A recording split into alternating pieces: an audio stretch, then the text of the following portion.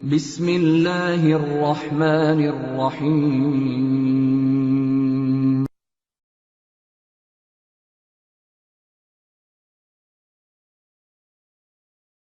الحمدللہ رب العالمین والصلاة والسلام علی سید المرسلین اما بعد فاعوذ باللہ السمیع العلیم من الشیطان الرجیم من حمزہ ونفخہ ونفثہ یا ایہا الذین آمنوا کتب علیکم الصیام کما کتب علی الذین من قبلکم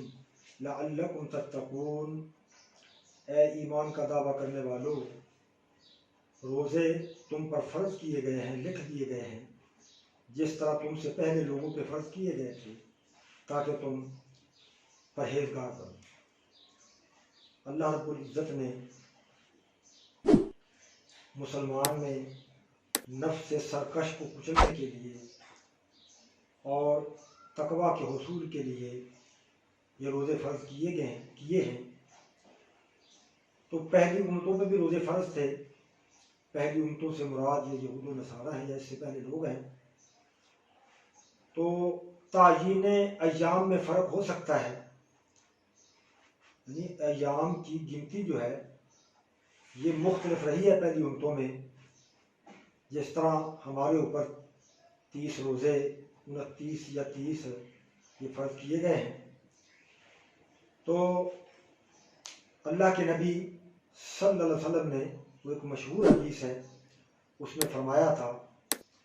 کہ انا امۃ امیۃ لا نکتب ولا نحسب، کہ ہم ان پڑھ سے مراد ان لیٹر، جو لکھنا نہیں جانتے تھے یا پڑھنا نہیں جانتے تھے، ہم ان پڑھ امت ہیں اور ہم یہ حساب کتاب یہ نہیں جانتے ہیں۔ مطلب یہ کہ اللہ رب العزت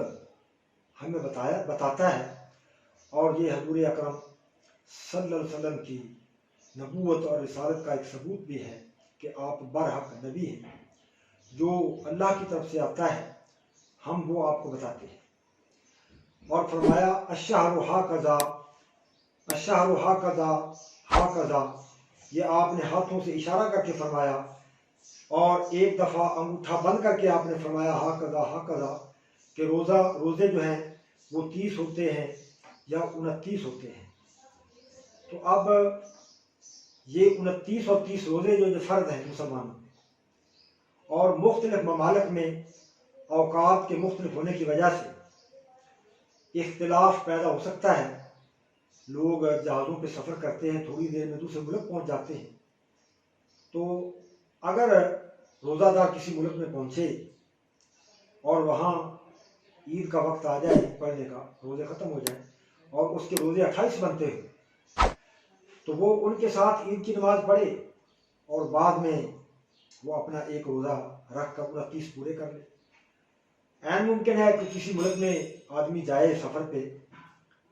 تو وہاں اس کے 31 روزے بن رہے ہوں، یعنی 30 روزے وہ یہاں سے رکھ کے چلا گیا ہو اور ابھی وہاں عید کی نماز نہیں آئی، وہاں لوگ روزہ رکھ رہے ہیں، تو وہ ان کے ساتھ نفلی روزہ سمجھ کر رکھ لے، نفلی روزہ سمجھ کر رکھ لے یا نہ رکھے۔ تو اس طرح یہ مسائل پیش آ سکتے ہیں۔ تو نبی کریم صلی اللہ علیہ وسلم نے فرمایا کہ بنی الاسلام علی خمس، شہادت اللہ الہ الا اللہ وان محمدا عبدہ ورسولہ واقام الصلاۃ وایتاء الزکوٰۃ والحج وصوم رمضان، کہ اسلام کی بنیاد 5 چیزوں پہ ہے: کلمہ شہادت اشہد ان لا الہ الا اللہ وان محمد عبدہ ورسولہ، اور نماز کا قائم کرنا، اور زکوٰۃ ادا کرنا، اور استطاعت ہے تو حج ادا کرنا، اور رمضان کے روزے رکھنا۔ تو یہ 5 بنیادی چیزیں ہیں اسلام کی، جن کے اوپر اسلام کی عمارت جو ہے وہ کھڑی ہوئی ہے۔ اسی طرح ایک شخص نبی اکرم صلی اللہ علیہ وسلم کے پاس آیا، حدیث میں آتا ہے، یہ صحیح بخاری میں حدیث ہے، حضرت ابو ہریرہ رضی اللہ عنہ اس کے راوی ہیں، کہ ان اعرابیا اتی النبی صلی اللہ علیہ وسلم، کہ ایک گاؤں میں رہنے والا پینڈو شخص اللہ کے نبی کے پاس آیا، اور آ کر عرض کی یا رسول اللہ صلی اللہ علیہ وسلم دلنی علی عمل اذا عملت دخلت الجنہ، کہ اللہ کے نبی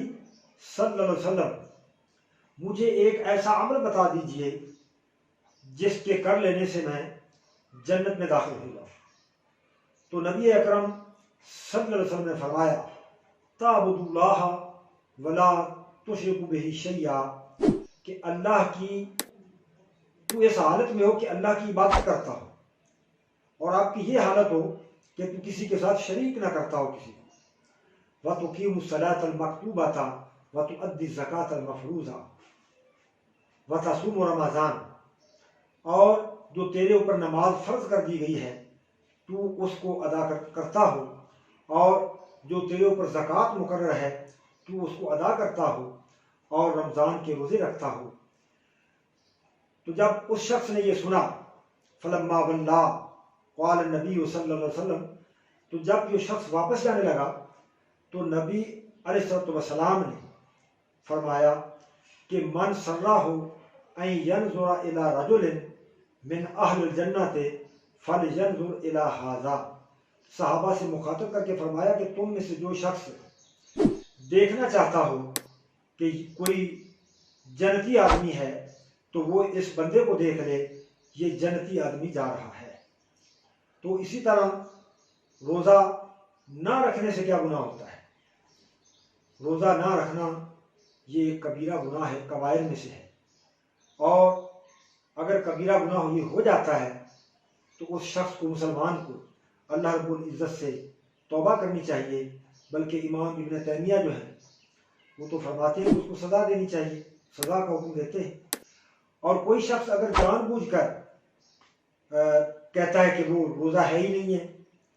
یہ مشکل عبادت ہے تو اس کا اسلام میں یہ ہے ہی نہیں، تو وہ دائرہ اسلام سے خارج ہو جاتا ہے۔ تو یہ روزے کی فرضیت ہے، روزہ ہمارے اوپر فرض ہے، تو اللہ رب العزت ہمیں روزے رکھنے کی توفیق عطا فرمائے۔ وآخر دعوانا